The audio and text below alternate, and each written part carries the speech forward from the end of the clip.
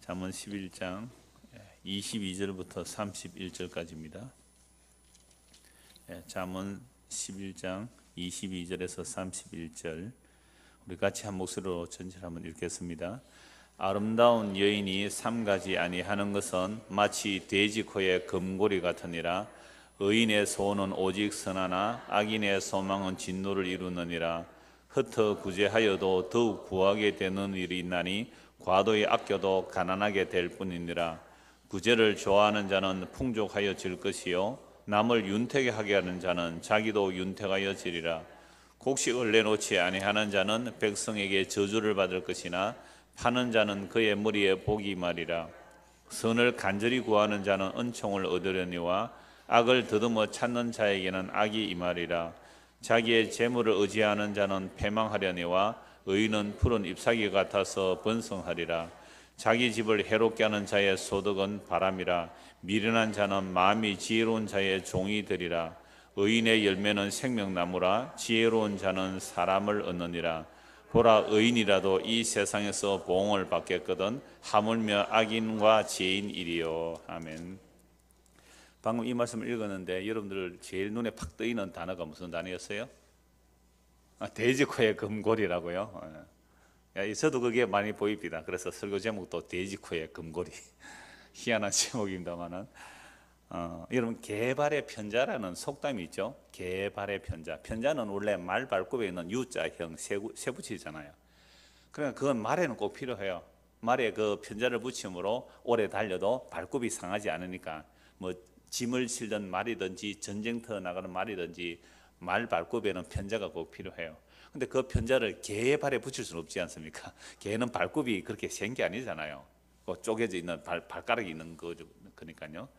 그래서 전혀 격식에 안 어울릴 때에 우리는 개발의 편자라 이런 말을 써요. 왜? 돼지 코에 금고리라는 말은 결국 어떤 아름다운 여인이 어울리지 않는 행동을 할 때 그렇게 표현하잖아요. 그래서 이와 비슷한 속담을 한참 찾아봤어요. 그러니까 개발의 편자 또는 개의 호패는 그 옛날 주민등록증이잖아요.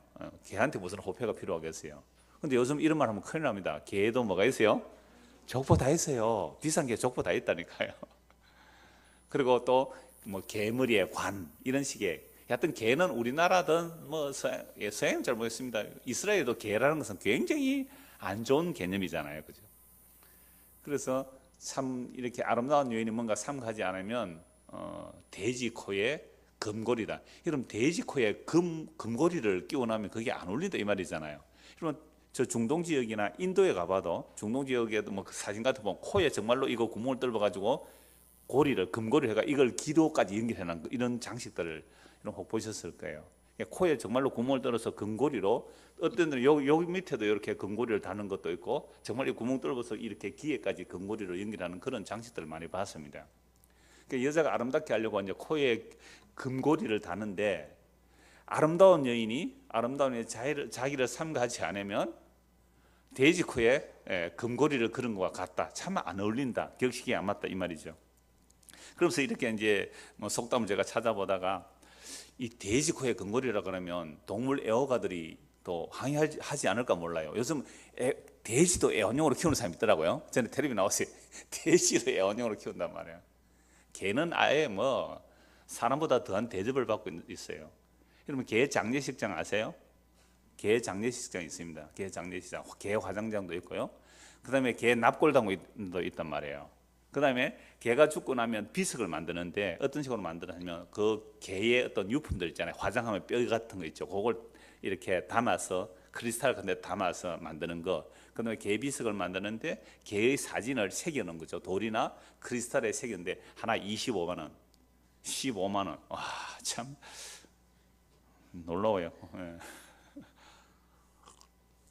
그러니까 옛날에는 돼지 코에 금고리라고 하면 참 안 어울린다 이러는데, 요즘은 개에다가 옷도 입히고 머리도 염색하고 뭐 하여튼 개에 대한 투자가 대단하더라고요. 개 장난감으로부터. 그러면 이래 말하면 지금 애완견 키우는 사람들한테 제가 막 욕을 얻어먹을지 모르겠지만 그걸 반려견이라고 하면서 그러는데, 여러분, 그런데 사람들이 그 개를 왜 그렇게 투자를 하는 거예요? 개를 정말로 사랑해서 그래요? 아니면 자기 기분 좋으려고 하는 거예요? 개한테 염색하는 게 물어봤어요. 개한테 네 염색해주면 기분 좋겠네. 얼마나 힘들겠어요. 개가 무슨 염색을 필요해요? 개한테 옷을 막 입히더라고요. 그 개가 얼마나 갑갑하겠어요? 사람들이 개에 투자하는 것은 결국 자기 좋으려고 하는 거죠. 자기 사랑해서 하는 거예요. 그러다가 나중에 귀찮거나 마음에 안 들면 어떻게 해버립니까? 버리잖아요. 그 유기견 얼마나 뉴스에 많이 나와요. 유기견들. 그렇다면 여러분, 하나님을 왜 섬겨요? 여러분, 개에 대해서 투자 많이 하잖아요. 애완견 키우시는 분들, 여러분도 키우시면 투자를 많이 하는데, 하나님을 여러분 왜 이렇게 헌금도 하고 뭐 하나님께 드린다고 뭐 예배도 드리고 막 이렇게 해요? 왜 그렇게 해요? 정말 하나님을 사랑해서 하는 거예요? 아니면 내주려고 하는 거예요? 그렇죠. 사실은 내주려고 하는 거죠. 천국이 있다면 천국에 가야 되겠고 지옥은 안 가야 되겠고. 이걸 이러면 애완견하고 하나님하고 비교를 하니까 너무 불경스러워 보입니까? 그런데 원리는 똑같더라 이 말이죠. 이 땅에 우리가 사람이 살아가면서 애완견을 키우면서 사랑한다고 막 이렇게 온갖 것을 다 하지만 결국은 누구 행복? 나의 행복, 나의 즐거움, 나의 기쁨이란 말이죠. 하나님을 섬긴다는 것도 그거 뭐 별다를 바 있겠느냐 이 말이죠. 그러니까 우리가 하나님 앞에 선다는 것이 정말로 내가 하나님 앞에 경건하게 산다, 또 믿음을 산다, 이 모습이 하나님 우리를 보실 때는 마치 뭐 하는 것 같아요? 돼지 코에 금고리 끼우는 것처럼 어울리지 않는 행동을 지금 하는 거예요. 우리가 하나님을 섬긴다고. 우리가 하나님을 멋있게 섬긴다는 것이 하나님 보실 때에 네 돼지 코에 금고리로 장식하는 거다라고 하실 수 아니겠느냐 말이에요. 그래서 오늘 보면 22절 보십시다. 아름다운 여인이 삼가지 아니하는 것은 마치 돼지 코에 금고리 같으니.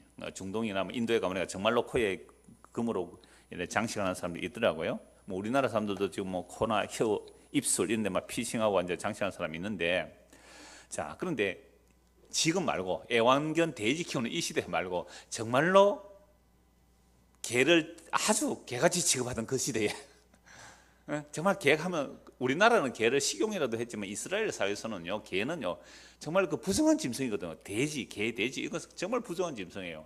그래서 예수님께서 내가 주인의 상에 떡을 가지고 누구에게 던지지 않는다고요? 개들에게 던지지 않는다. 그 정말 조롱하고 모독하는 거거든요. 근데 그 여인은 뭐라 그래요? 개라도 주인의 상에서 떨어진 떡부릇을 먹지 않습니까? 그 취급을 하는 그 시대에 그 개의 금고리를 차고 있는 모습이 얼마나 참 경멸스러운 표현이냐 이 말이에요. 이 자문이 기록될 때에. 그런데 아름다운 여인이, 정말로 겉으로 보기 아름다운 여인이 삼가하지 않고 격식에 맞지 않고 어울리지 않게 하는 그런 행동을 보면서 야, 돼지 코에 금고리다 이런 말을 했단 말이에요. 그런데 이 아름다운 여인이 좀 안 좋은 행동을 했을 때에 격에 안 어울린다 했는데, 그런데 남자들 세계에서 그게 통할지는 모르겠어요. 남자는 아름다우면 다 용서가 돼. 남자는 어떤 여자가 아름다우면 다 용서가 된대. 그래서 애가 여자친구 만나고 왔다 하면 남자들은 묻는 게 뭐예요? 이쁘더냐? 청년이 나가 물어도, 할아버지 나가서 데이트하고 와도 할머니 만나고 왔다 하면 그 할아버지 친구들이 뭐라 그래요? 그 할매 예쁘다. 하여튼 이거 해요. 이게 이제 이 아름다움에 넘어가 있는 모습인데, 그러니까 옛날에요, 오래전에 어떤 소매치기 그 아가씨가 잡혔어요. 근데 얼굴에 저희 뭐 뉴스에 얼굴이 나온 거죠. 아주 예쁘장한 도둑년이죠. 그러니까 인터넷이 뭐라고 하냐면 용서해래요. 그 아가씨를 용서해래. 왜? 도둑년인데 예쁘니까. 세상에 공부 못하는 것은 용서해도 예쁘지 않으면 용서 못한다. 그래서 한국이 이렇게 성형수술이 유행하는가 봐요. 자, 그래서 아름다운 여인이 삼가지 않는다라고 말할 때에 이 삼가한다는 말이 잠언서 전체를 보면 지혜가 없는 여자예요. 단지 실수하고 뭐 격에 안 맞고 이 차원이 아니라 잠언서 전체의 맥락에서 보면 정말 외모로 아름다운데 하나님의 지혜가 없는 거예요. 그러니까 하나님의 지혜가 없는 그 사람을 볼 때 뭐라고요? 안 어울리니까 돼지 코에 금고리다. 그럼 이 아름다운 여인이 여인으로만 보면 되겠어요? 모든 사람으로 봐야 되죠. 그러니까 모든 사람에게서 정말 아름답고 존귀한 사람인데 하나님의 지혜가 없다면 뭐예요? 돼지 코에 금고리다 이 말이죠. 너는 안 어울린다 그러죠. 그 사람이 지혜가 높고 아름답고 뭐 세상에 어떤 종교를 받는다 할지 그건 남자 여자 할 것 없단 말이죠. 그들이 그러니까 사람들이 외모로 볼 때 참 아름답고 예쁘다 또는 존귀하다 세상 사람들이 칭찬한다 명예가 있다고 할 때에 진짜로 그 사람 안에 하나님의 지혜가 없다면 그건 삼가지 않는 사람이거든요. 그럼 그런 사람은 우리가 볼 때 뭐라고 해야 돼요? 아이고 돼지 코에 근골이다 라는 말을 해야 된단 말이에요. 근데 우리가 이미 아담과 하와의 타락 이후에 창세기 3장의 타락 이후에 우리의 안목이 타락했어요. 여러분 안목이라는 것은 사물을 보고 판단하고 분별하는 식견이거든요. 근데 우리의 안목 자체가 타락을 해버렸기 때문에 썩어질 것을 아름답다 그러고 썩지 아니할 것을 추하다 그런단 말이에요. 사라질 것들을 좋다 그러고 사라지지 아니한 것을 나쁘다 그래요. 이게 타락하고 난 우리의 안목이란 말이죠. 우리의 눈으로 아름답다라고 하는 그 진선미, 세상 사람들이 말하는 그 진선미, 미스 코리아를 뽑아도 진선미라고 하는 그런 것들이 이미 우리의 타락한 안목으로 보는 거잖아요. 여러분 미스 코리아 진선미 뽑을 때 뭐 키는 얼마 이상 뭐 36, 24, 36 그래요? 그런 거 막 재가지고 한다고 여자들이 막 여성을 상품한다고 반대한다 하면서도 미스 코리아 나가려고 줄을 서잖아요, 사람들이. 그러니까 사람들의 안목 자체가 이미 타락하고 난 이후의 안목이기 때문에 우리의 안목으로 아름답다고 하는 거 이게 돼지 코에 근골이 걸쳐놓은 것을 아름답다 하는 거랑 똑같다 이 말이에요. 여러분 꿀꿀거리며 온갖 그 더러운 음식을 먹으면서 진흙탕에 구는 그 돼지 코에 근골이 걸어놨다고 그게 아름다운 거예요? 아니잖아요. 그러니까 이미 우리의 안목이 타락이기 때문에 돼지 코에 금골이 걸려있는 그것을 보고 아름답다고 하고 있단 말이에요. 그래서 육신의 정욕과 안목의 정욕과 이성의 사랑, 이미 타락한 인간의 안목들은 전부 타락했기 때문에 하나님께서 예쁘다 하는 것을 인간은 더럽다 그래요.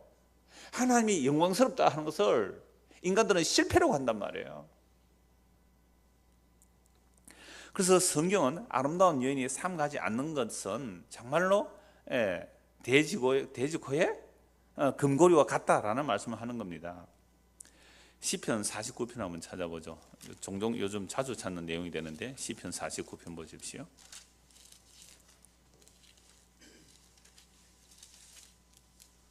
16절 사람이 치부하여 그의 집에 영광이 더할 때에 너는 두려워하지 말지어다. 그가 죽음에 가져가는 것이 없고 그의 영광이 그를 따라 내려가지 못함이로다. 그가 비록 생시에 자기를 축하하며 스스로 좋게 함으로 사람들에게 칭찬을 받을지라도 그들은 그들의 역대 조상들에게로 돌아가느니 영원히 빛을 보지 못하리로다. 존귀하나 깨닫지 못하는 사람은 멸망하는 짐승 같도다. 어떤 사람이 부자예요. 아주 치부해서 그 집에 영광이 막 더해지는 거죠. 그런데 죽을 때 아무것도 못 가져가잖아요. 12절에도 보십시오. 12절 사람은 존귀하나 장구하지 못하며 멸망하는 짐승 같도다. 사람은 오래 못 산단 말이죠. 오래 못 사는데도 어떻게 살아갑니까? 10절에 그러나 그는 지혜 있는 자도 죽고 어리석고 무지한 자도 함께 망하며 그들의 재물은 남에게 남겨두고 떠나는 것을 보게 되리로다. 그러나 그들의 속 생각에 그들의 집은 영원히 있고 그들의 거처는 대대에 이르리라 하여 그들의 토지를 자기 이름으로 부르도다. 사람들이 이 이스라엘 땅은 원래 하나님 기업으로 받은 땅은 사고 팔고 못 하잖아요. 그런데도 그 이 토지를 자기 이름으로 등기등본 해놓고 우리 집은 영원하리라, 이 부는 영원하리라 이러고 사는 거죠. 겉으로 볼 때는 참 존귀하잖아요. 그저 존귀한 사람이거든요. 세상에서 존귀한 사람이잖아요. 이어지는 다시 우리가 방금 본 말씀 보십시오. 18절에 그가 비록 생시에 살아있을 때에 자기를 축하하며 스스로 좋게 함으로 사람들에게 뭘 받아요? 칭찬을 받고 있잖아요.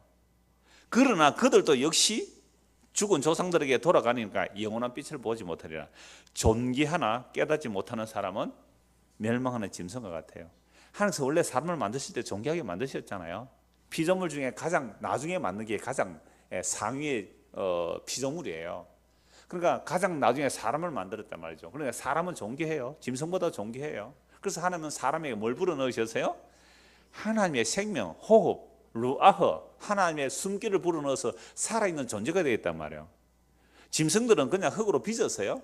흙으로 그냥 말씀하시는가 생긴 거예요. 근데 사람은 친히 빚어내셨다면 하나님의 손으로 빚으시고 그 코에 생기를 불어넣으신 존귀한 자였어요. 근데 존귀한 자가 타락을 하니까 하나님과의 관계성에 있는 그 생명에 대한 가치를 몰라보고 썩어질 것에 대한 가치에 대한 안목이 생겨버렸죠. 그러니까 사람들이 존귀하다 하고 칭찬을 받고 자기 생시에 자기를 축하하고 스스로 좋게 하지만, 그래서 사람에게 막 칭찬을 받지만 결국 이들은 영원한 빛을 보지 못하는 거죠. 그러니까 이 존귀에 처하지만 참된 지혜가 없다면 멸망하는 짐승 같잖아요. 그냥 우리가 사람이 아름다워요. 뭐 여자든 남자든 존귀에 처한다 하고 아름답다 할지라도 참된 지혜가 없으면 그 사람은 마치 뭐예요? 돼지코의 근거리를 차고 있는 것과 똑같단 말이에요. 우리가 안목이 달라져야 되죠. 세상을 보는 시각하고 예수님을 믿고 성령이 임하여 거듭난 자로서 세상을 보는 시각이 분명히 달라져야 돼요. 물론 우리의 본성상 이 육신이 있는 한 역시 세상 보는 것을 보고 아름답다는 게 맞아요. 그냥 그렇게 갈 거예요. 전에 어떤 분이 누군지 모르겠습니다만 이제 여전도인지 이렇게 모였을 때 우리 목사님은 여자를 좋아해요 이래요. 당연하죠. 아니 남자가 그럼 남자를 좋아하면 이상하잖아요. 여자를 좋아해야죠.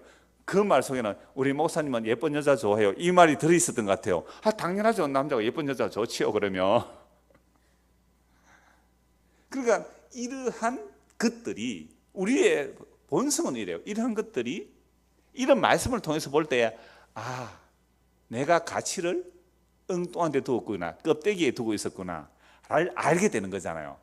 그래서 역시 나는 천주교 안에 지면 안 되겠구나를 인정할 뿐만 아니라 성경에서 정말 거듭난 사람이 외모로 보지 말고 속에 숨은 심령을 보라 이 말씀이에요. 그래서 베드로전서 3장을 한번 찾아봅시다. 베드로전서 3장 3절입니다.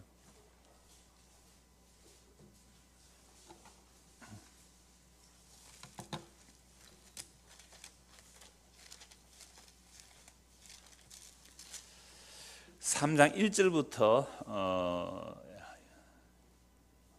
7절까지가 아내와 남편에 관한 이야기예요. 이거 뭐 전에 다 말씀을 드렸으니까 그냥 아내든 남편이든 사실은 우리가 교회로 부름을 받았다면 아내나 남편이나 상관없이 다 그리스도의 신부잖아요. 그럼 그리스도의 신부로서 어떻게 우리를 단장해야 되는가를 3절에서 5절만 보겠습니다. 3절에서 5절 같이 읽겠습니다. 너희의 단장은 머리를 꾸미고 금을 차고 아름다운 옷을 입는 외모로 하지 말고 오직 마음에 숨은 사람을 온유하고 안정한 심령에 섞지 않을 것으로 하라. 이는 하나님 앞에 값진 것이라. 4절까지 봅시다. 그러니까 남자든 여자든 우리의 단장은 뭐에 있는 것이 아니에요? 머리를 꾸미고 금을 차고, 금 찬다는 얘기 나오죠. 아름다운 옷을 입는 외모로 하지 말고 오직 마음에 숨은 사람, 즉 속사람이잖아요. 그 속사람을 온유하고 안전한 심령에 섞지 않을 것으로 하라. 이는 하나님 앞에서 값진 것이라. 하나님 앞에 우리가 단장을 한다는 것은 외모로 하는 것이 아니라 뭐예요? 속사람을 단장하는 거죠. 이게 하나님 앞에 값진 것이라고 말씀합니다. 그래서 우리가 이 성경 말씀을 볼 때에 내가 과연 무엇으로 단장할지를 한번 보자 이 말이죠.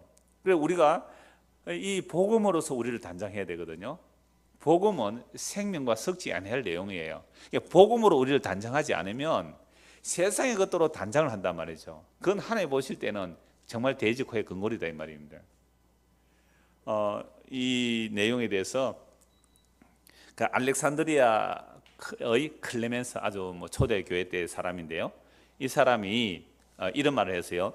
누가 금을 달고 자기를 치장하였다면 그는 그 금보다 못하며 금보다 못한 그는 그 금의 주인이 아니라 라고 했습니다. 자, 어떤 사람이 금으로 장식을 했어요. 금을 달고 자기를 치장했다면 그 사람은 뭐보다 못한 거예요? 그 금보다 못하다. 그 사람은 그 금의 주인이 아니라 라고 했습니다. 제가 이걸 좀 풀으면 이런 거예요. 사람이 세상의 것들로 자기를 단장하죠. 옷으로 또는 가방으로 또는 신발로, 시계로, 자동차로, 세상의 명품이라는 것으로 단장을 한다면 그 사람이 그것을 왜 단장을 해요? 그런 것들로 자기의 가치를 그것으로 높이려고 하는 거잖아요. 만약 그 사람이 그런 것들, 세상의 물건들로 자신의 가치를 높인다고 한다면 그 사람은 그 물건들보다 뭐요? 가치가 없는 사람이다 이 말 아니에요. 얼마나 자기 자신의 가치를 모르면 그런 것들로 나를 높이려고 하겠느냐 이 말이죠. 전에 우리 교회 한 분 어떤 분이 좀 있다가 이제 그 사업 때문에 다른 지역에 가 계시는데 지금 한국에 계시는지 아닌지 잘 모르겠어요. 2016년 1월까지는 제게 이제 카톡으로 인사 왔는데 이분이 일본인하고 결혼을 했어요. 아주 일본인인데 아주 부자였어요. 근데 그분이 이제 러시아하고 사업하다가 뭐 사업이 망하고 남편 한 자 돌아가 있었는데 이분이 한참 잘 나갈 때에 뭐 시계하고 귀걸이하고 팔찌인가 이름도 잊어버려서 말을 해주던데 그게 카톡에 자기 사진으로 나와 있거든요. 1억이었대요. 팔찌하고 귀걸이 차고 다니는데 이게 1억짜리였대요. 별로 뭐 안 놀라시네. 그 정도쯤이야 뭐. 이것도 한 30년쯤 전에 그렇게 차고 다니던 사람이에요. 근데 이분이 전에 한 말씀 드렸잖아요. 그 삼풍백화점 보석전, 세계 보석전 할 때 거기 딱 참석하려고 했는데 한 번도 자기 기사가 그런 적이 없는데 그때 회장으로 호칭을 받았대요. 그래서 회장님 갑자기 우리 어머니가 아파서 오늘 못 모시고 내일까지 하니까 내일 모시고 가겠습니다라고 했대요. 한 번도 그런 일이 없었대요. 그래서 알겠다고 내일 가자 하고 기사를 어머니 병원 모시러 갔는데 보냈대요. 그랬는데 몇 시간 후에 회장님 빨리 텔레비를 틀어보십시오라고 하더래요. 텔레비 틀었더니까 삼풍백화점 무너진 고개 중계가 되고 있는 거예요. 만약에 그 시간에 거기 갔다면 어찌 되세요? 뭐 깔려 죽었죠. 그 보석 좋아했다가 자기가 보석 좋아했는데 보석에 깔려 죽었을 거예요. 자기 간증을 내가 쭉 읽어봤거든요. 그러니까 그렇게 했는데도 정신 차리고 교회를 아직도 안 오더라는 거죠. 그래서 나중에 뭐 남편도 죽고 사업도 망하고 그렇게 돼서 이제 주님께로 나왔다라는 얘기를 제가 들었는데요. 그러니까 사람들이 그런 것들로 이 설교 혹 듣고 있으면 한번 연락이나 하세요. 어디에 계시는지. 그런 것들로 자기의 가치를 높이려고 했단 말이에요. 예수 믿기 전에는. 그것이 뭐라고요? 돼지코에 근거리를 치워서 단장하는 거나 별 거냐 이 말이죠. 그래서 정말로 우리가 예수님을 믿는다는 것은 그러한 껍데기로 우리를 단장하는 것이 아니라 아까 베드로전서 말씀처럼 뭐요? 속사람, 우리의 속사람이 단장해야 되는 거잖아요. 그럼 속사람 단장하는 건 뭔데요? 아까 찬송했습니다. 예수 앞에 나오면 제사함을 받고 예수 앞에 나오면 은총을 입고 예수 앞에 설 때에 흰 옷을 입는 그게 단장이에요. 우리가 주님 앞에 나갈 때 단장할 수 있는 유일한 한 가지는 예수님의 그 피로 입혀진 의의 옷을 입고 나가는 이것만이 유일한 단장입니다. 여기에다가 다른 거 붙이지 마세요. 내가 이것저것 모아서 이거 주님 기뻐하실 겁니다 라고 덕지덕지 붙여서 나가는 그건 단장 아니에요. 그것은 옷을 더럽히는 거예요. 그거 회개해야 됩니다. 그래서 두루마기를 빠는 자는 복이 있다고 요한계시록 마지막 복이 그거예요. 그래야 생명나무에 나아가요. 주께서 입히신 그 의의 옷만 깨끗하게 정결하게 입고 나가야지 그 다른 거 이렇게 막 붙여서 데코레이션 막 해가 나가면 안 된단 말이에요. 전에 한번 수련회 때 그 얘기했습니까? 은혜 갚은 부흥이라고. 하는 은혜 감사하다고 은혜 갚는다고 막 자기 따나 은혜 갚는다고 살찌고 통통한 부흥이를 주인에게 입에 물어서 입에 먹으라고 주니까 주인이 그거 좋아하겠어요? 우리 주인님은 이거 통통한 살찐 자기가 안 먹고 부흥이가 그 주인한테 물어주니까 부흥이 다리 부러진 건지 뭐 병이 났는지 주인이 잘 돌봤대요. 돌봐서 보냈더니 은혜 갚는다고 부흥이가 그러고 있잖아요. 이 실제로 동영상이 나오기 한번 찾아보세요. 재밌어요. 그래, 우리 주님은 살찐 쥐를 안 좋아하구나 해서 다음에 뭘 물고 왔어요? 이따만한 뱀을 물고 왔어요. 이 주인 입에 갖다 넣었다니까요. 아니 우리 하나님께서 우리에게 은혜 베푸시 놓고 우리한테 그런 뭐 쥐나 뭐 뱀 이런 거 바치는 거 좋아하겠어요? 그 의의 옷만 입고 오는 거예요. 그게 뭐 하는 거죠? 자기를 단장하는 겁니다. 이 앞에 주유소 우리 제 잘 아는 아저씨가 며칠 보니까 새 집을 하나 만들고 있더라고요. 박스를 만들고 그물을 만들어 가지고 후투새라는 거 들어보셨어요? 요만한 새인데 좀 귀한 새라 그래요. 이놈이 날아가지를 못하고 다치는지 막 숲으로 이렇게 숨어 있더래요. 그래서 개를 위해서 이제 집을 하나 지어가지고 지금 가둬놓고 있어요. 근데 지금 좀 날아요. 그래서 그분이 이제 날아 보내도 되겠다 이러더라고요. 그러면서 모이를 잘 안 먹는데요. 살아있는 거 잡아줘야 된대요. 핀셋으로 잡아가지고 먹이고 이러고 있던데 이 또 후투새가 또 날아가가지고 이 또 주인한테 고맙다고 또 뭐 이렇게 막 파리 잡아와서 막 주고 이러지 않을지 모르겠어요. 그래서 우리가 하나님의 은혜를 입었다면 정말로 우리가 단장하는 것은 이 세상의 안목으로, 그죠? 이 세상의 타락한 안목으로 보기에 좋다는 그런 것을 단장하지 말고 이 사람들, 이 세상을 볼 때 끔찍한 그 십자가의 보혈로 우리를 단장하는 것, 그게 하나님 앞에서 뭐요? 단장하는 거예요. 교회의 신부가 단장하는 모습이란 말이죠. 23절 보겠습니다. 오늘 보면 23절입니다. 의인의 소원은 오직 선하나 악인의 소망은 진노를 이루느니라. 우리가 소원하는 것은 정말 뭐예요? 우리의 소원이 뭐예요? 의인의 소원은 선하지만 악인의 소망은 진노를 이룰 뿐이란 말이죠. 그러면 우리가 지금 소원하는 바가, 내가 소원하는 바, 내가 소망하는 바가 우리 주님 오시는 그날에 정말로 불에 타 없어질 것인지, 아니면 우리 주님 오시는 그날에, 주님 오시는 그날에 정말 영원히 남을 것인지를 비교해보라 이 말이죠. 그래서 우리가 의인이라면 우리의 소원이 주님께서 원하시는 것이어야 됩니다. 우리가 악인이라면 주님 오시는 그날에 진노를 받는 것을 모으고 있는 거죠. 이런 말씀 내가 너무 많이 말씀드렸죠. 야고보서 5장 3절에 보면 말세에 재물을 쌓는 것이 뭐 하는 거죠? 진노를 쌓고 있는 거잖아요. 이 말세에 재물을 쌓고 그것을 의지하는 것이 바로 하나님의 진노를 쌓고 있는 거죠. 또 말세의 특징은 디모데후서 3장에 나옵니다. 사람은 이 말세에 고통하는 때가 오노니 사람들이 뭐 한다고요? 자기를 사랑하고 돈을 사랑하고 쾌락 사랑하기를 하나님보다 더 사랑하고 있는 시대가 말세라 그랬습니다. 그러니까 이 말세는 예수님 재림하기 직전의 말세가 아니라 이미 타락한 이후에 모든 세상은 자기를 사랑해요. 그러니까 노홍수가 뭐예요? 그때는 노홍수가요? 말세잖아요. 자기를 사랑하니까 먹고 마시며 사고 팔고 시집가고 장가가는 그 일만 목적이 되어 있었단 말이에요. 삶의 목적과 방향이 그거였어요. 그러니까 그들이 악인의 소망이었단 말이죠. 악인의 소망이기 때문에 노홍수로 심판받는 거 아닙니까?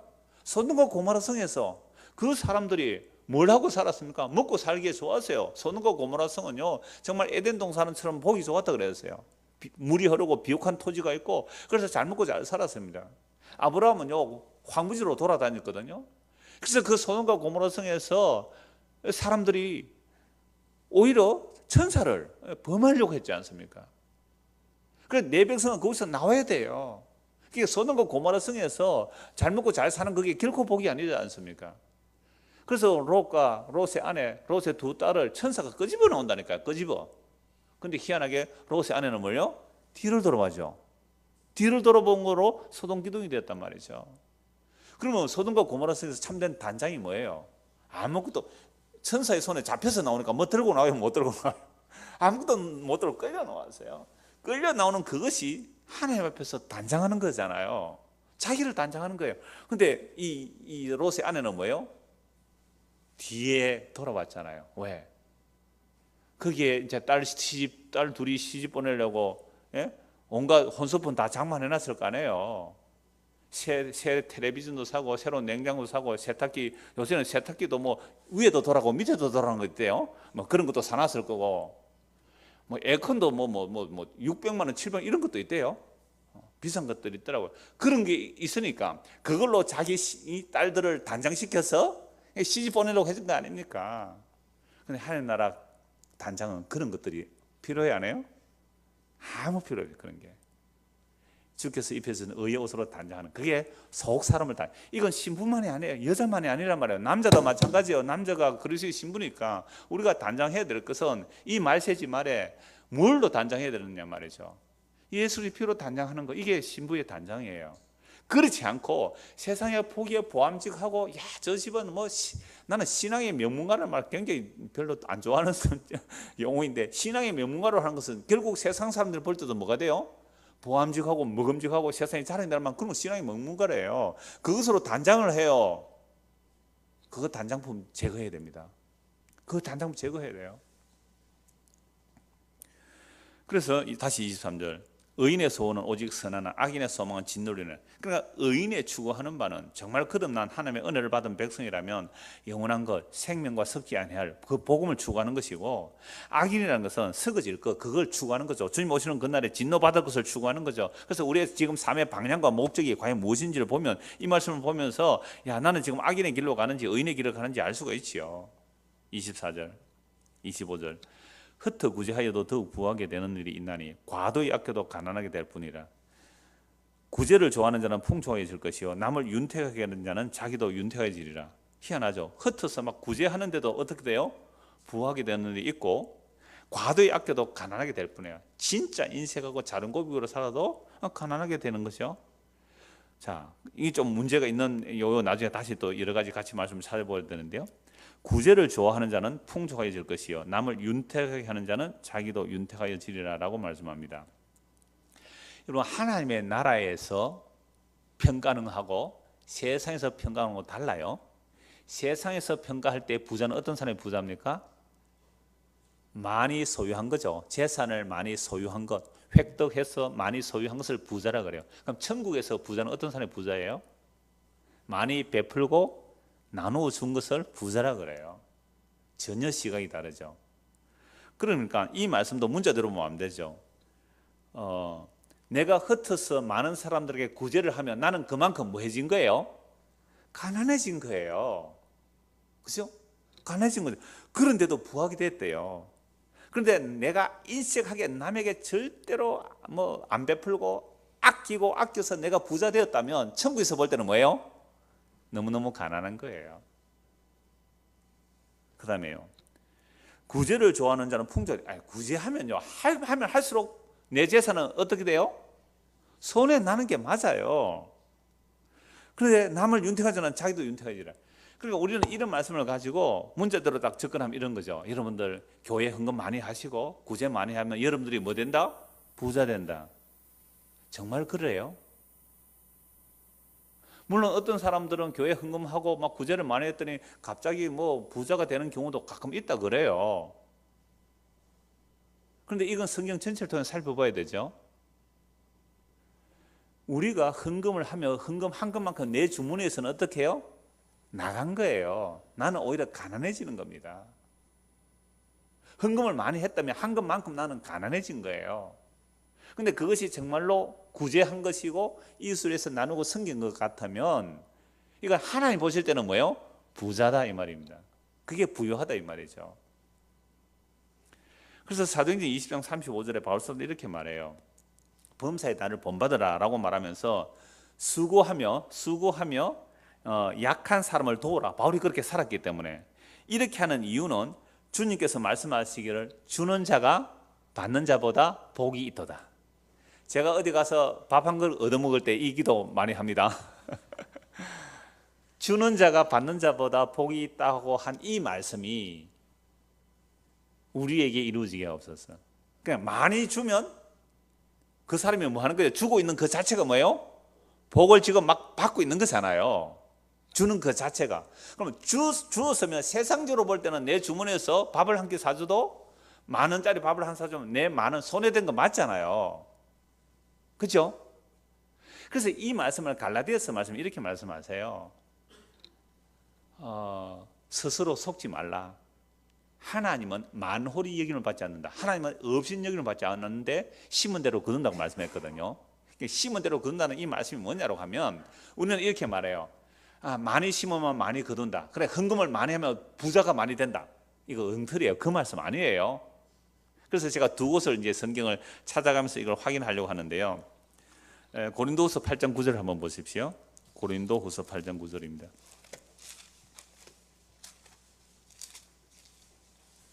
고린도후서 8장 9장 전부 연보에 관한 내용입니다. 고린도후서 8장 9절. 내가 명령으로 우리 주 예수 그리스도의 은혜를 너희가 알거니와. 지금 고린도 교회에 연보를 미리 준비하라고 말하는 거죠.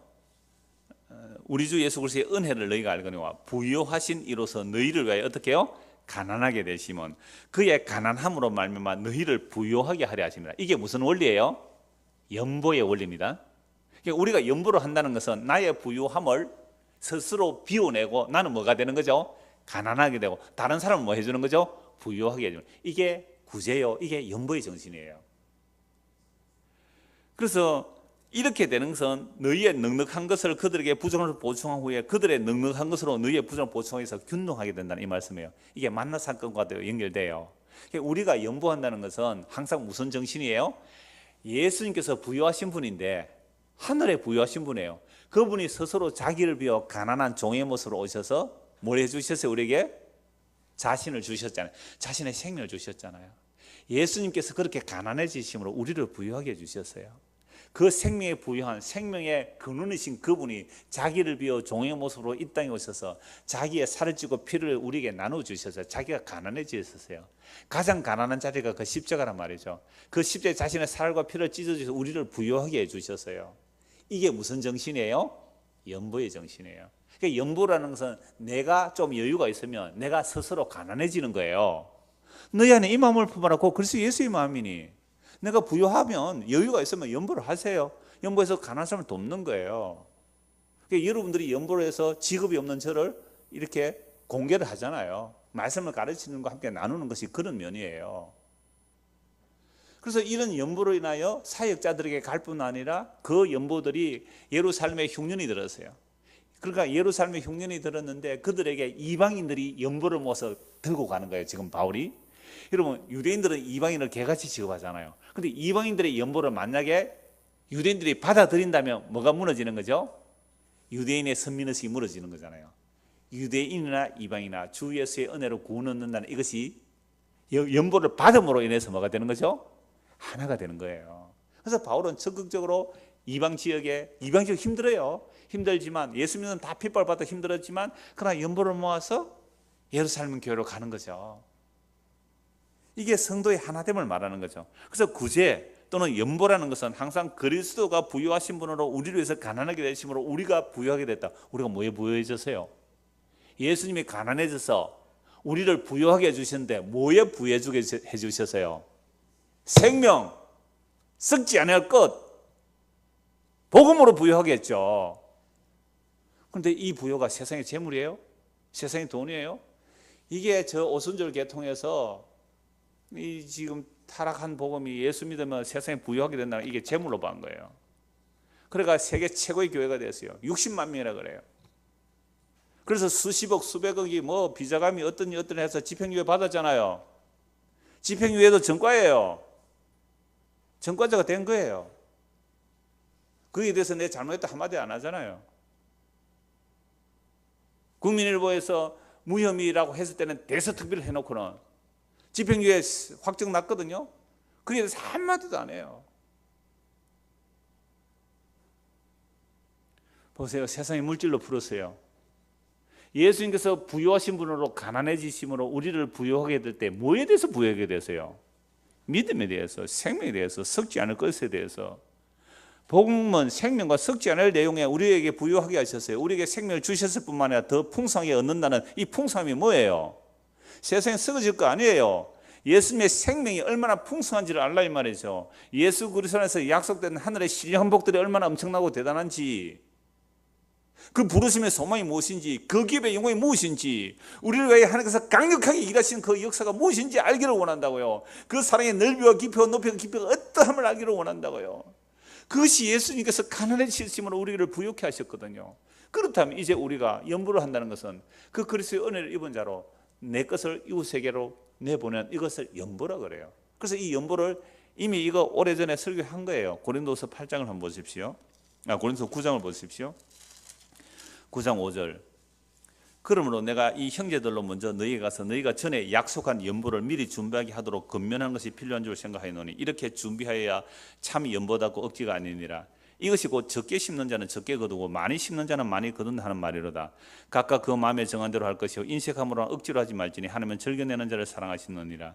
하나님이 능히 모든 은혜를 너희에게 넘치게 하시나니 이는 너희로 모든 일에 항상 모든 것이 넉넉하여 모든 착한 일을 넘치게 하려 하심이라. 기록된 바 그가 흩어 가난한 자들에게 주었으니 그의 의가 영원토록 있느니라 함과 같으니라. 심는 자에게 씨와 먹을 양식을 주시는 이가 너희 심을 것을 주사 풍성하게 하시고 너희 의의 열매를 더하게 하시리니 너희가 모든 일에 넉넉하여 너그럽게 연보를 하면 그들이 우리로 말미암아 하나님께 감사하게 하는 것이라.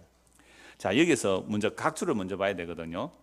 이 각주가 많이 나오는데 각주를 안 보고 그냥 보면 이렇게 되는 거예요. 6절 한번 보세요.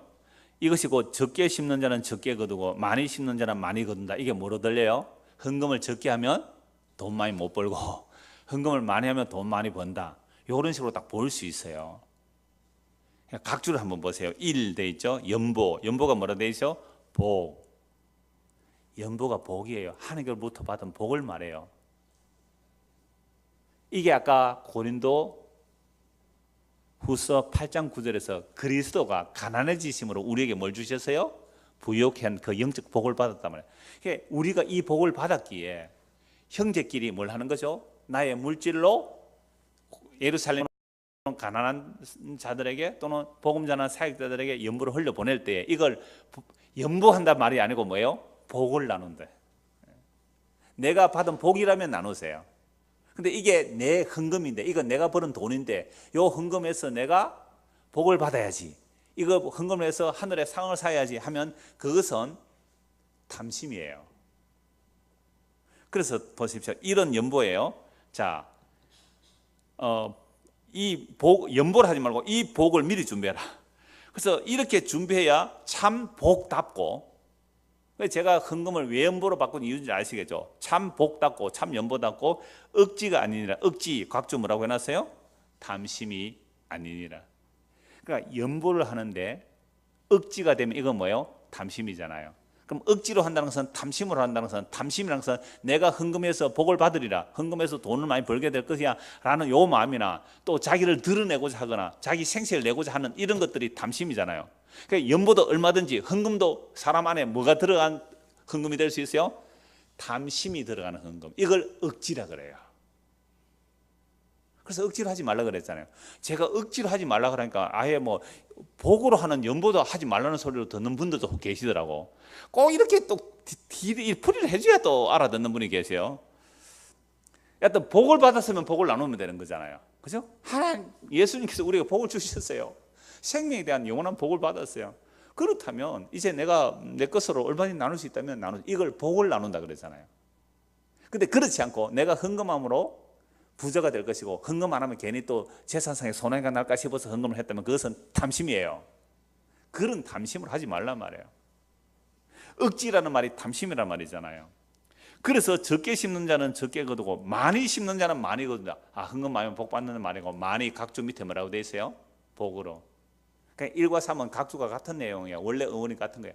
하나님께 받은 복을 많이 심으면, 많이 거둔다 할 때 뭘 많이 거둘까요? 하나님의 은혜를 많이 나누면 그 은혜를 더 많이 받는다, 이 개념이에요. 그래서 갈라디아서 보면 심은 대로 거둔다는 것은, 육체를 위해서 심으면 육체로부터 뭘 거둬요? 썩어질 것들을 거둬요. 그러니까 여러분들이 정말로 썩어질 것을 구한다면, 육체를 위해서 심으려면 교회 헌금하면 안 되잖아요. 헌금할 돈 모아가지고 장사 잘 되는데 투자하세요. 거기 훨씬 돈을 잘 벌어요. 헌금은 한 것만큼 내 주머니에서 나가시면 나는 손해가 나야 마땅해요. 그게 심은 대로 거두는 원리예요. 그러나 성도는 성령을 따라 심는 거죠. 성령을 따라 심으면 성령으로부터 뭘 거둬요? 영원한 생명을 거두는 겁니다. 이걸 섞어버리면 안 돼요. 이걸 혼돈시키면 안 돼요. 그래서 많이 심는 자는 많이 거두는, 이 많이라는 말이 뭐라고요? 복으로 심는 자, 복. 다른 말 은혜예요, 은혜. 은혜로 심는 자는 은혜를 더 풍성하게 여기는 거죠. 이 내용에 대해서 제가 서서평 선교사 혹 얘기 들어보신 분 계세요? 서서평 선교사. 책으로도 나온 게 있고 옛날에 영화로도 나왔어요. 얼마나 인기가 없는지 뭐 창원시에서는 아예 상영도 안 해. 큰 영화관에는 저 마산에 리점 아트인가 조그마한 소극장이 있어요. 그러니까 독립 영화 이런 거 이제 상영하는 조그마한 지하에 영화관도 뭐 그냥 프로젝터로 보여주는 그런 영화예요. 거기서 일주일에 한 번인가 두 번인가 하더라고요. 일부러 찾아가서 한번 봤습니다. 서서평 선교사는요, 본명이 엘리자베스 세핑인데, 세핑을 서평 비슷하게 하는데 한문으로는 서서, 그냥 천천히 평안할 평자, 서서 천천히 평안하게. 이름 참 좋죠. 서서평으로 이름을 이제 한국 이름을 지었는데, 독일에서 가난한 엄마 밑에서 태어났어요. 엄마가 한여였어요. 식모란 말이에요. 우리식으로 말하면 하녀였을 때 주인이 건드리면 임신해도 아버지가 호적에 이름을 올리지 못해요. 그러니까 추적을 해보니까 그렇더라고요. 그 자란 배경이. 근데 엄마는 먼저 미국으로 이민을 갔고 이 딸이 혼자 살다가 12살 때 미국으로 이민을 온 거예요. 그 당시 여러분 1910년대에 1900년 초기에 미국으로 이민 갔을 때의 그 열악한 상황은 뭐 이런 말할 수 없잖아요. 그러니까 12살짜리가 이제 미국 이민 갔을 때 엄마를 찾아갔습니다. 그래서 엄마를 만나 좀 살았는데 딸이 어떻게 가톨릭 집안인데 개신교로 개종을 하니까 엄마는 이제 이제 남편을 만나 살고 있겠죠. 집에서 쫓겨났어요.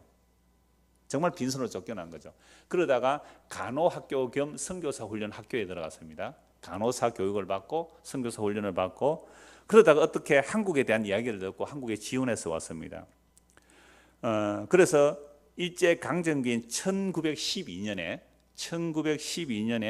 32세의 처녀로 한국에 와서 광주를 중심으로 20년간 사역을 한 거예요.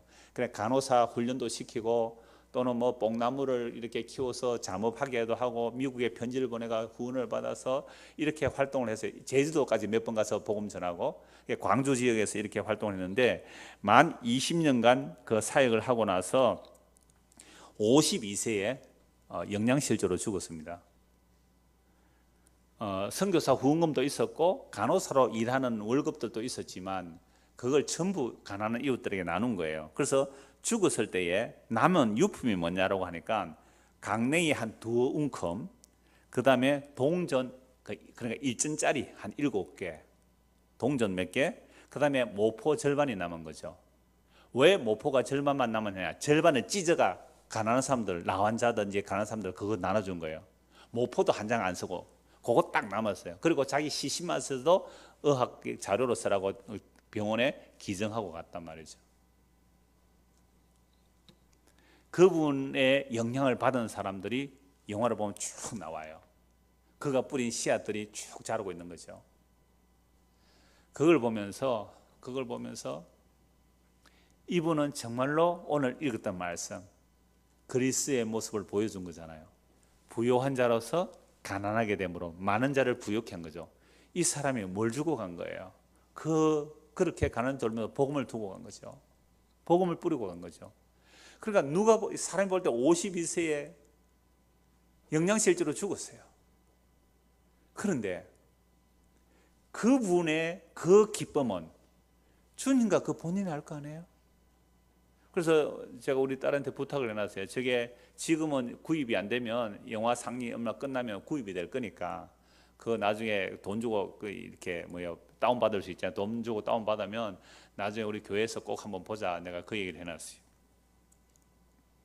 여러분 바로 제가 오늘 이 말씀이에요. 오늘 본문 다시 보십시오. 24절 25절 흩어 구제하여도 더욱 부하게 되는 일이 있나니 과도히 아껴도 가난하게 될 뿐이라. 구제를 좋아하는 자는 풍족하여질 것이요 남을 윤택하게 하는 자는 자기도 윤택해지라. 이 삶이 그리스도에게서 그대로 일어났고 그 그리스도의 은혜를 입은 자는 이렇게 사는 거예요. 얼마나 복된 삶이에요. 주는 자의 복을 얼마나 마음껏 누리고 간 삶이에요. 26절입니다. 곡식을 내놓지 아니하는 자는 백성에게 저주를 받을 것이나 파는 자는 그의 머리에 복이 많으리라. 매전 매석이에요. 흉년이 들고 물가가 막 치솟을 때 조금 있는 양식을 매전 매석해 놓는 거죠. 그래 몽땅 사와서 팔기를 아까워하고 딱 남겨. 그래서 정말로 돈이 올라갔을 때에 팔아서 부자 되는 것, 상술의 기본입니다. 매전 매석은. 이렇게 하는 자는 백성이 저주를 받을 것이지만 그 물건을 파는 자, 내놓는 자는 그 머리에 복이 많으리라. 제가 옛날에 어떤 책을 봤는데 정말 믿음의 사람이었어요.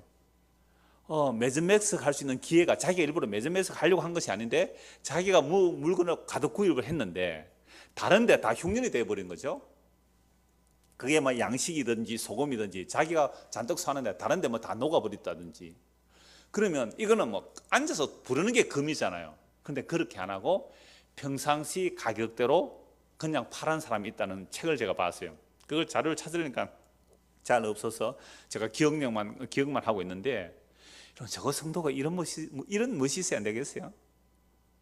매전 매석을 하려고 한 거 아닌데 물건을 장사들은 원래 이런 저 강원도 같으면 배추 같은 거 밭대기로 사잖아요.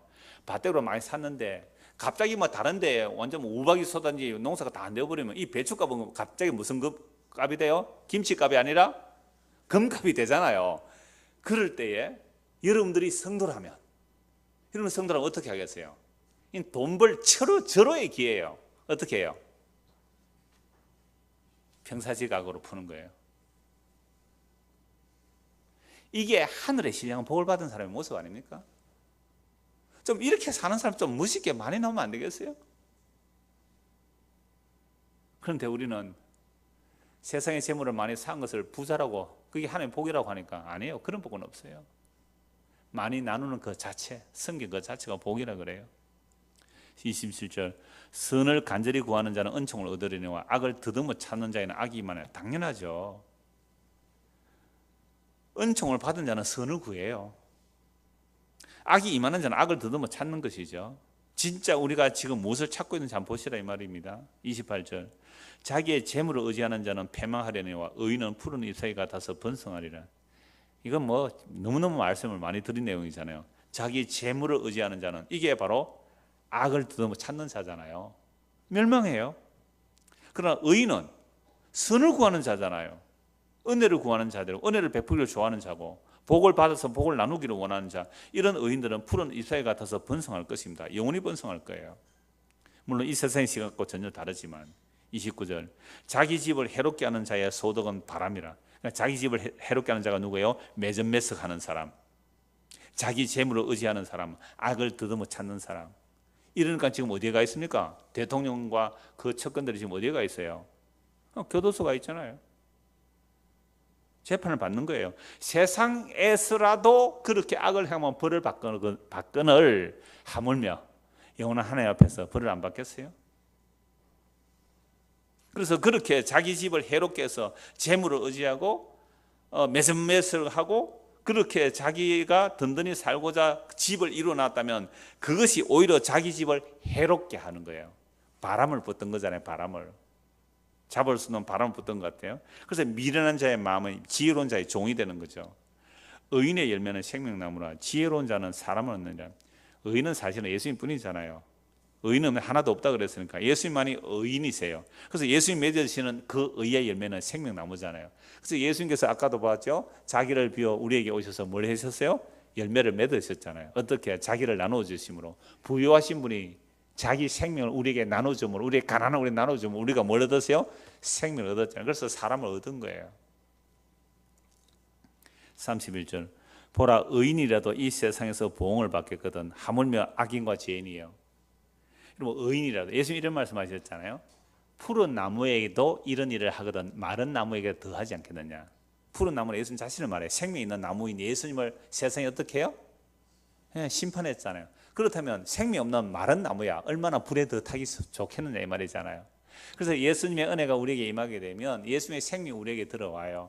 그러면 그것을 생명나무라 그래요. 생명나무에 접속됐다 그래요. 근데 이 생명나무에 접속되면 세상은 희한하게 핍박합니다. 어떻게 알고 핍박을 해요? 생명에 접속되어 있다면. 그러면 생명이 있는 자가 이 세상에 핍박을 받는다면 아예 생명 없는 자가 그날에 어떤 심판을 받겠느냐 이 말이잖아요. 이 말씀이. 의인이라도 이 세상에서 보응을 받는데 하물며 악인과 죄인은 어떻게 되겠는가? 한 것만 보고 말씀 마무리하죠. 데살로니가 후서 1장입니다. 데살로니가 후서 1장.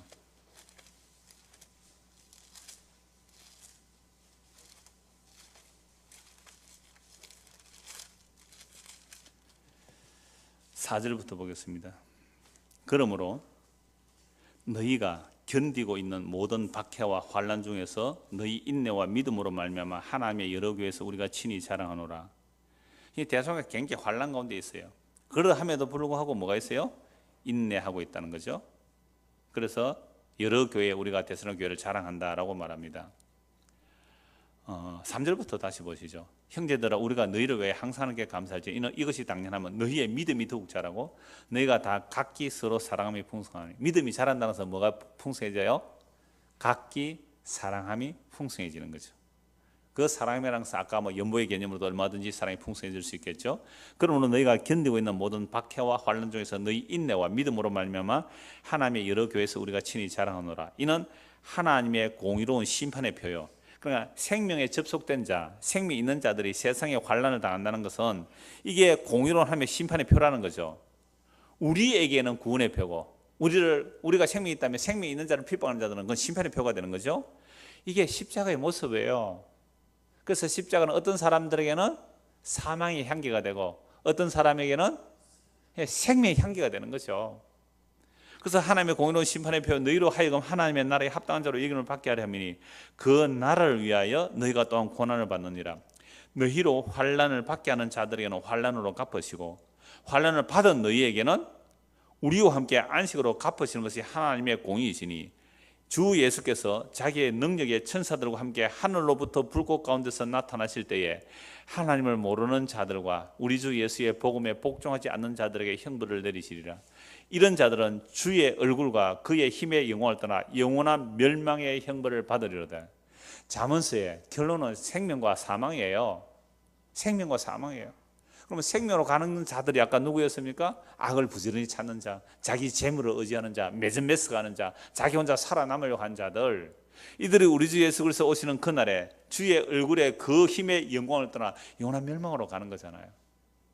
그러나 하나님의 은혜를 입은 자들은 세상에 멸망할 것들을 붙드는 것이 아니라 우리 주 예수 그리스도의 그 복음을 붙드는 거죠. 그래서 여러분, 세상 사람들이 아무리 세상적으로 존귀하다, 명예롭다, 아름답다, 온갖 것을 다 칭찬할지라도 우리는 그런 사람을 볼 때 이제 뭐로 보이면 됩니까? 돼지 코에 금고리 하나 걸렸네 이러고 웃어 넘기는 거예요. 그걸 부러워가지고 나는 언제 저런 거 한번 해보나, 돼지 코에 그 금고리 걸어서 뭐 하려고요? 그거 부러워하지 마시고 썩지 않고 시하지 않을 영원한 생명이신 예수 그리스도, 그 십자가, 그 모습은 십자가잖아요. 그 저주받았고 실패한 그 십자가 안에 영원한 생명이 있어요. 세상의 안목으로 보면 안 보여요. 그래서 오늘도 우리가 믿음의 눈으로 보면 그 십자가 안에서 영원히 썩지 않을 생명의 면류관, 의의 면류관, 그 영광의 면류관, 생명이 되시는 예수님, 의가 되시는 예수님이, 영광이 되시는 그 예수님이 저와 여러분의 영원한 상이 되기를 소원합니다. 기도하겠습니다. 하나님 아버지, 우리는 타락했습니다. 그래서 우리의 시각이 육신의 안목과 정욕과 이생의 자랑으로 눈이 가려져 있습니다. 이렇게 덮여진 우리의 수건들, 우리의 시각들, 우리의 안목들을 벗겨주시고 예수 그리스도의 십자가라는 렌즈로 바꾸어 끼고 말씀을 보고 세상을 볼 수 있도록 은혜를 다하여 주옵소서. 그래야 생명의 주여, 믿음의 주여, 우리 영광의 주님인 그 주님이 나의 가장 귀한 보배로 보여지는 믿음의 눈들이 열려지도록 우리에게 은혜를 다하여 주시옵소서. 예수 그리스도 이름 받들어 기도드리옵나이다. 아멘. 자유롭게 기도하고 돌아오겠습니다.